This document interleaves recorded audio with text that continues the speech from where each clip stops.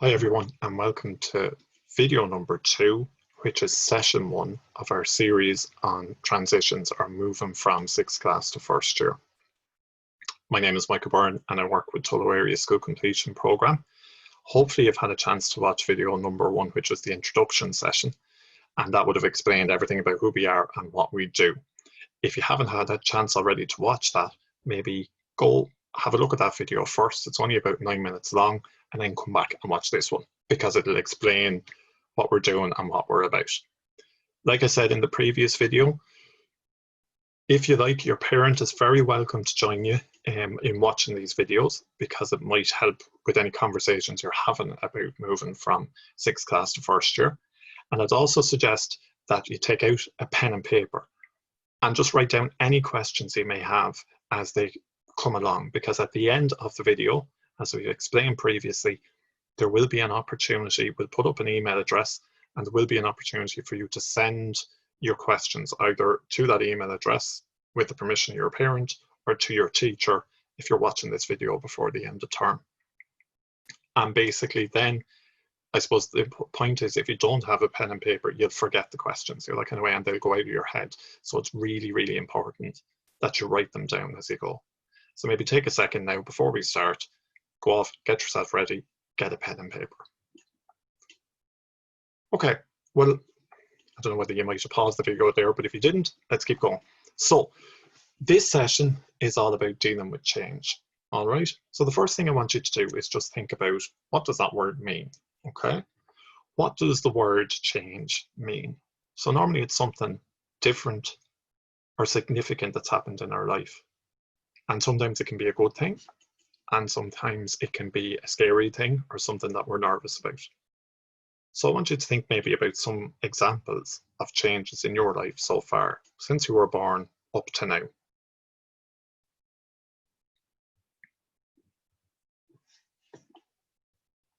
Okay, so what I'm going to do now is, and I mean, if you like, you can be writing a few of them down on your piece of paper as you're thinking, or if you're with your parent or somebody else, you might be just talking at the moment of the different changes that you might have gone through. So here's a few examples anyway, if you haven't written down, or hopefully if you have written down. Okay, so starting primary school would have been a massive change, going from maybe preschool to primary school and making all these new friends and starting the new school was probably huge at the time. Some people might have moved house or changed house or converted their house or changed where they live in some way, shape, form, or description. Every year you've moved class. So you move from junior infants to senior infants to first class, and so on. And every year, for some years that was really exciting, and for some years that was scary, and for some years it was something that people really worried about or dreaded. There's often changes in our family. So these can be somebody new might arrive. Sometimes, sadly, people leave our family or people die or pass away. And sometimes just our family shape changes. Sometimes our parents are together, sometimes they aren't together, sometimes our family is guardians and other people. So there can be changes in our family.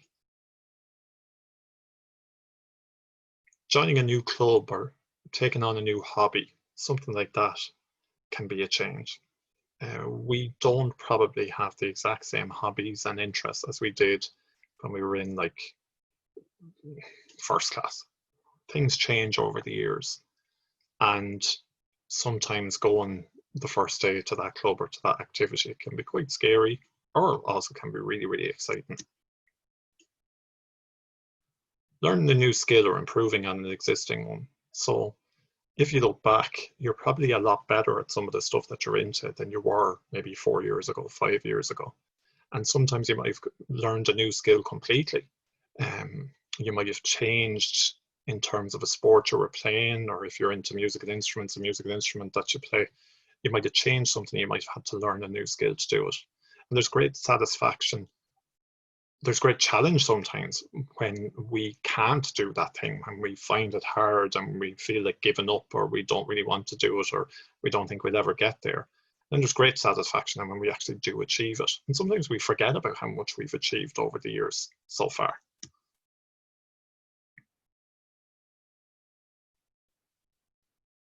And of course, a big one this year is the lockdown. I mean, it's been a huge change for everybody. There's been nothing like it ever really in the history of almost everybody that's alive nowadays. It's been a huge change, and I suppose it's shown us really how people can adapt and what they can do when some big change happens in their life. So I suppose what I want you to think about for a sec is, who are the people that have helped me with the changes that I've gone through? You might have thought of other ones that I haven't mentioned there. But there are people that are always there for us, that have supported us when we're either nervous or excited about a change. So have a think for a second about who those people might be.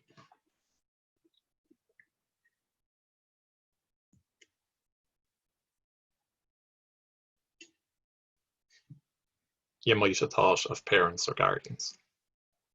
Our parents are really important to us, and very often they're there, or our guardians. Brothers or sisters very often are there as well. They can be a great support. Sometimes we want to kill each other, but other times they are a brilliant support. Other family members, our grandparents, cousins, aunts, uncles. There's lots of different family members that can be there for us. I think a really important one is probably one of the first ones that a lot of you wrote down, is our friends. Friends can be a huge help when we're going through any kind of change in our lives. Sometimes it can be other people. It can be coaches or teachers, people that are trainers, managers of teams, people like that, that are there for us and that have helped us in some way, shape, form, or description over time when we're trying to manage some new change. They might give us skills or ideas or help on how to improve. And for some of us, it's people like counselors or doctors or other helpers who have been there for us and who have helped us maybe when we're going through a really difficult time and we've needed just that extra bit of help other than our own local, usual support network. And I suppose if we think about what we do to help ourselves, there's kind of internal things as well that can help us. Things that we do or how we feel or how we think about stuff that can help us to get through any change. And I think in the last few months, that's been really evident and really obvious in terms of how people have had to look at things. So I suppose the first one really, and again, you could have maybe taken a minute to think about this for yourself, or maybe look at these and see whether they apply to you. But trying to stay calm, if we're feeling a bit nervous or a bit worried, trying to stay calm and not panic. Trying to be positive, trying to constantly see the positive side or the more helpful side of whatever is going on for us. Like I said, trying not to panic, not letting things worry us too much. Sometimes really listening to the advice. A lot of the time people try to help us or give us hints or tips. Sometimes parents will say, oh, this worked for me or that worked for me. And sometimes we're sitting there going, yeah, but you're a lot older than me or whatever. But sometimes it's really important to maybe listen to some of that advice, because these people know and they probably have been through this and remember what it was like for them. And I think a really important one that helps us all if we're trying to deal with change is just talking about it. Is just taking the time to sit down with somebody and to have a chat about how we're feeling about whatever the change is. And I suppose in the case of moving from primary to post-primary, it's really important that you just sit down with a parent or a brother or a sister or an aunt or an uncle or a guardian or whoever it may be, and just chat through the kind of things that you're nervous about, looking forward to, excited about, whatever it happens to be. So I suppose one of the big things that we're very often focused on is the differences between primary and post-primary. So I want you just to take a second now just to look at what the differences are. What are the kind of things that are going to be different about primary and post-primary school?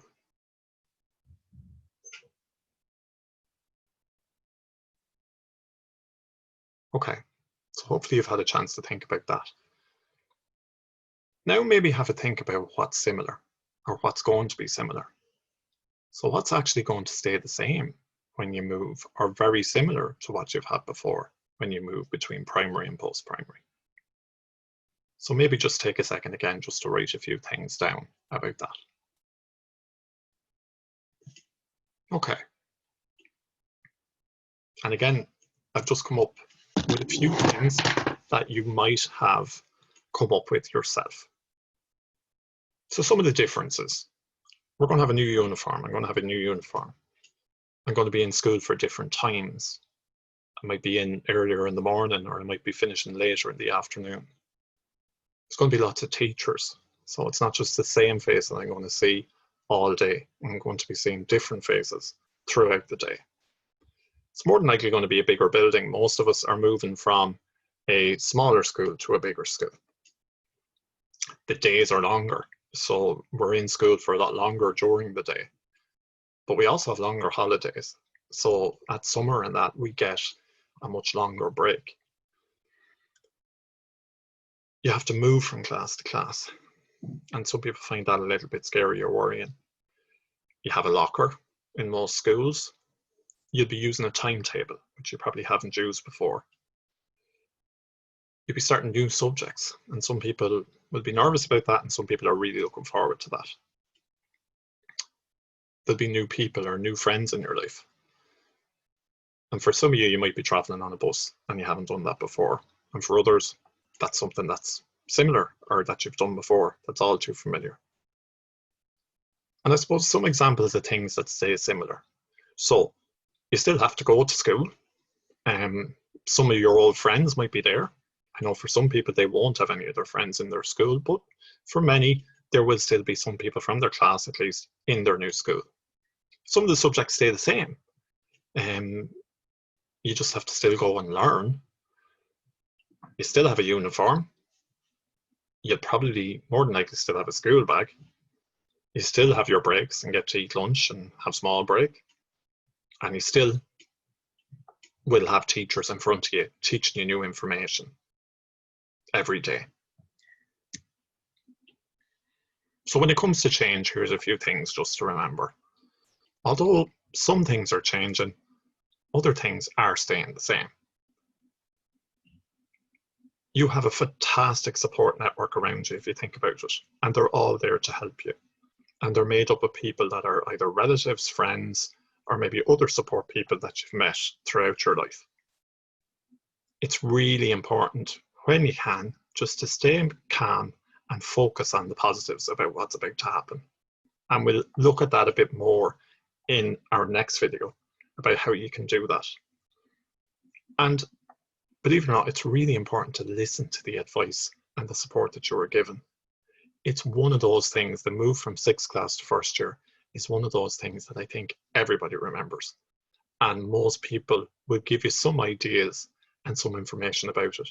And particularly the schools themselves. So when you start in 1st year, or if you read up any booklets or anything that your school sends you out, or any information packs, they're used to doing this every year, year out, year in, year out. So they know exactly what they're telling you and why they're telling you it. So it's really important to listen to all that advice and information. So again, if you have any questions on anything that we've talked about in this video, or in the previous video, or in any of the other 2 videos, when you watch them, just get your parent or get your parent's permission, and you do it to email tullowscp@gmail.com. And if your parent would like to make contact with us, our telephone number is 059 9180010. So thanks a million for watching this video, and see you again for video 3, which is session number 2, which is all about how we think about things. Thank you for listening and watching.